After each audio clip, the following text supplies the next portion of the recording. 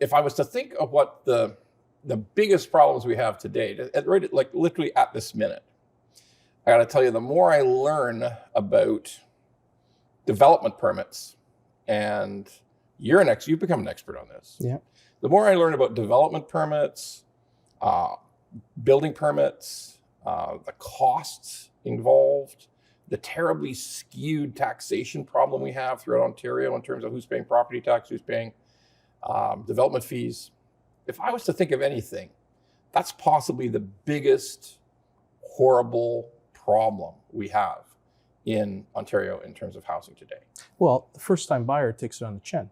They're getting pounded with all these costs because they're the first entrant into that new home. If the home buyer, that is, of new construction, they're paying the brunt of all those development charges, because you got to be a fool to think that that's not being passed on to them. It's in the price of the home. Sure. So if you break it down, and this is all about politicians not wanting to increase, municipal politicians, councillors, mayors.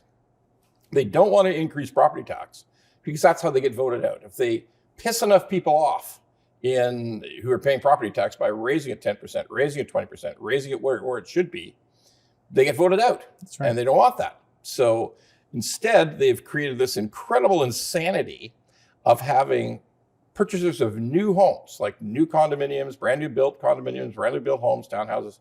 They're going to pay 28% of the value of the home towards development fees, levies, taxes, all the rest of it. Okay.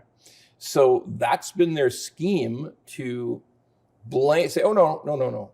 The new home buyer isn't paying it. The developer's paying it. We don't want those dirty developers making a profit. It's all bullshit. Incredible lie. The most fantastic fucking lie you could ever imagine, right? I mean, it's just such a lie. There's no developer going to build anything if you can't pass the tax on to the home buyer, which they do, okay? All the fees, all the development.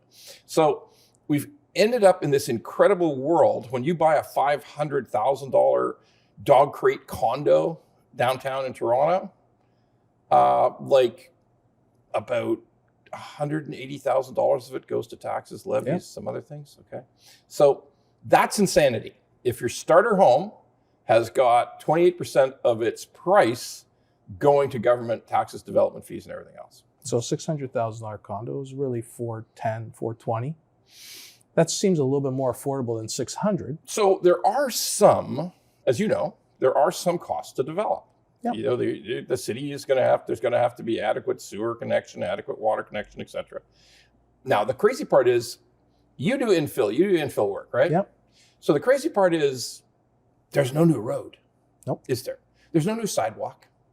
I think you've told me you ended up paying for a park in a whole other part of the city as part of your parkland dedication fee. Parkland dedication. Education fee, development charge.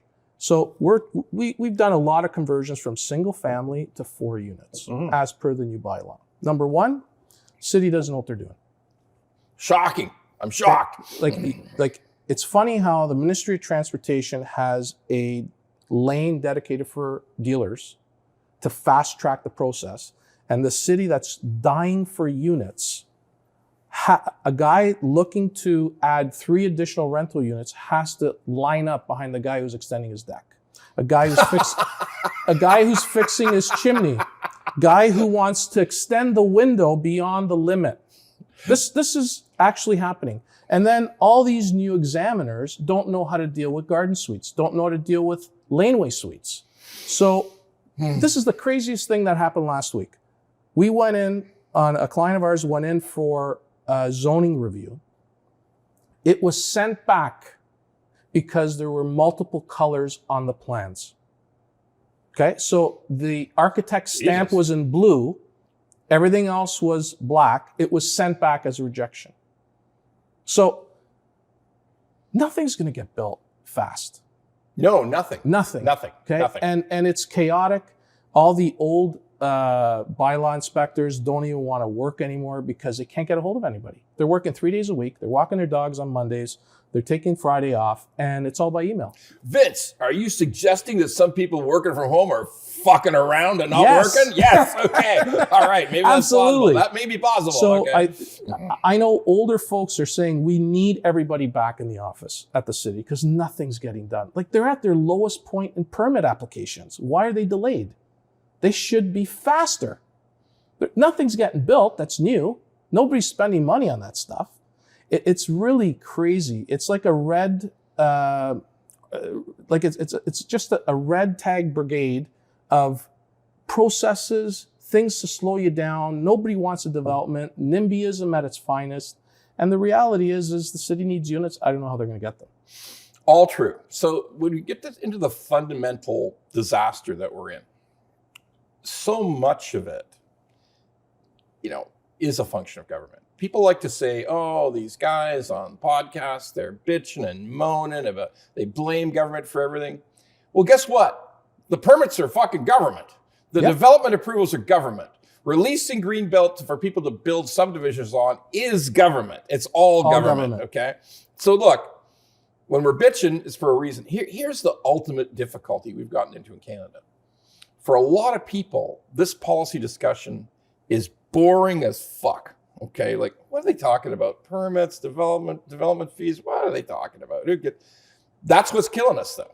It's killing us because the insiders in government, the bureaucrats, the civil servants, they don't give a fuck. They don't. So the greatest story that I ever read in the last 6 months was somebody who did an experiment. He went down to Niagara Falls and he said, I want to build a house. I want to tear this old house down in Niagara Falls in Canada.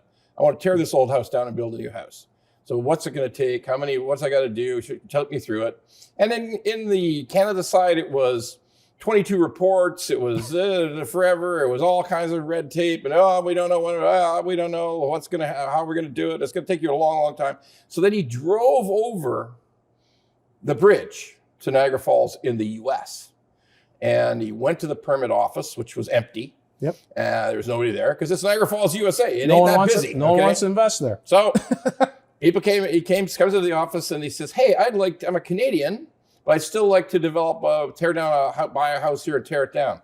So 2 people got up immediately, stood up, walked over to him at the counter and said to him, we're going to do anything we can to help you do this. Like, we're going to try to make it as fast as possible. We are so happy to see you here that want to put in a new house and we don't even care where it is. We'll figure out a way to help you. All right.